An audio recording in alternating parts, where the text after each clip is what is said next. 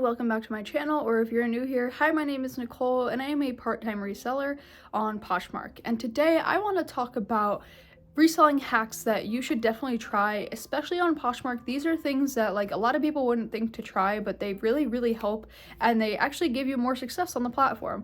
And if that is something that is interesting to you, definitely keep watching and make sure that you're subscribed for more, because I don't want you to miss the future reselling content that I do here on this channel. But without further ado, let's get right into the video.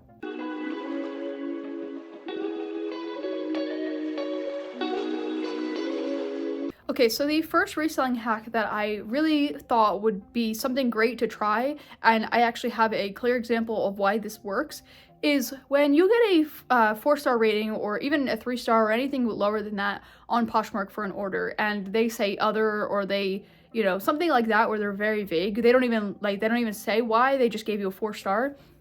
I recommend messaging the buyer. You can do it through, the order, and you can just politely ask, like, I'm just curious what made you rate me that way. I want to be able to improve going forward, so I would love any feedback that you can provide.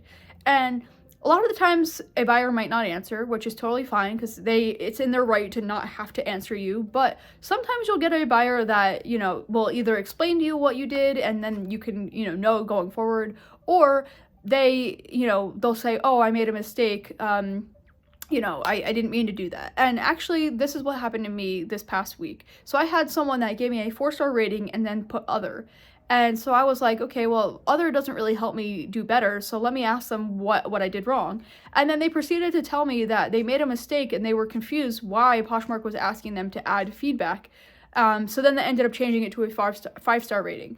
And so I know it doesn't really matter what your ratings are, but if they bother you and it does matter because you are trying to get to a Posh Ambassador status, if you ever get a rating like this, definitely question it and do it politely, and you never know, somebody might change their review.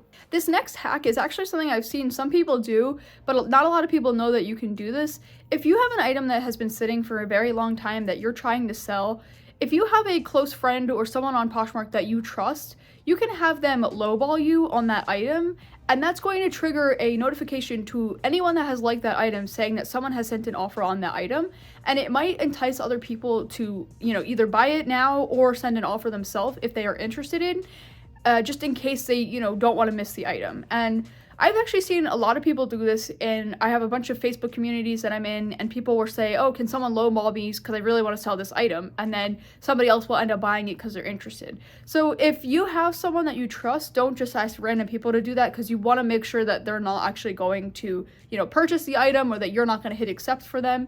But if you have someone that you trust that you could do this with, I think it's a great way to, get those listings some attention, especially if they have a lot of likers on them.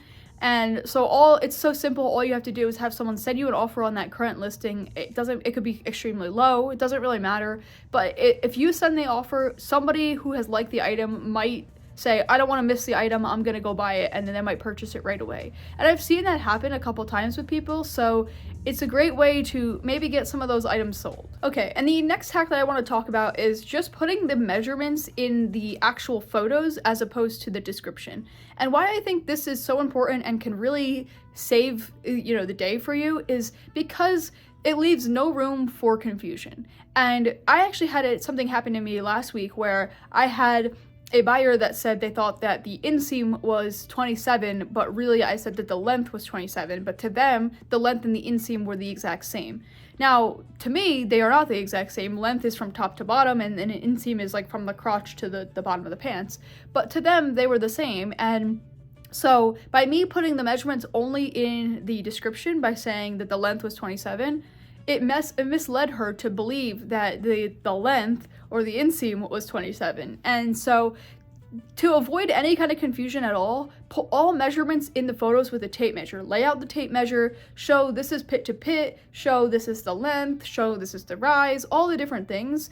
And that way, depending on where the measuring tape is laid, it'll be really obvious to them what you're talking about in those measurements. And they can decide for themselves if that item is going to fit them or not. If you just put it in the description, it can be confusing. Everyone can have a different definition, and that can lead to, confusion, somebody not purchasing, or if they purchase, purchase, they can open a case on you and you may lose. So I just really recommend putting the measurements in the pictures. And then even if Poshmark contacts you, if there is a case, you could say, hey, look, I put it in the description, or I put it in the pictures, and there's no way that it could be misled. And so that would help you win a case if there was a case opened on you. And then the final hack I want to talk about in this video is just making sure that you're organized. Like, this may not seem like a big hack or anything, but like it really is, because if you come up with a system that you organize your inventory in and you're organized and you can find what you need, it's actually going to make you save time and it's going to make your life so much easier.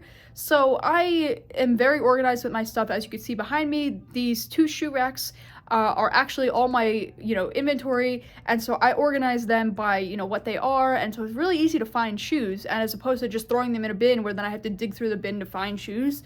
And then with all my other items, I actually organize, based on color or based on material, or I organize based on size, and that makes it really easy for me to find what I'm looking for, and it's quick and easy. And then if somebody did need, if they had a question on something, I could find that item really quickly, pull it out, or if they purchased it, I can, get it right away from my inventory. So just being organized, having a system that works for you is the best. And a lot of people ask me how I organize and what I think is the best way to organize.